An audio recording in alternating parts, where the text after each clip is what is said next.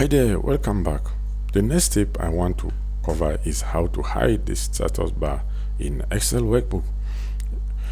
If you prefer a less cluttered look of Excel, it is useful to hide various parts to make more room for displaying your data.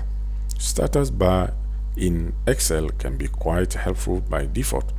The status bar at the bottom of the window shows the average count and sum of the selected cells.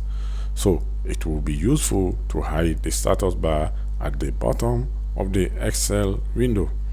This change, however, requires a small Visual Basic code.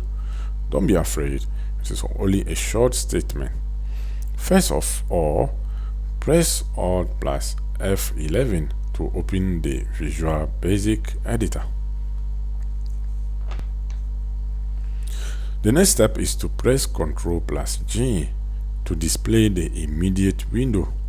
The VBA immediate window is an excellent tool that allows you to get quick answers about your Excel files and quickly execute code. It is built into the Visual Basic editor and has many different uses to help writing macros, debugging code, and displaying your code results. Start typing the following statement inside the window dot application display status bar equal false. Press Alt plus F11 again and look at the results. Notice that the status bar has been removed from all open workbooks windows.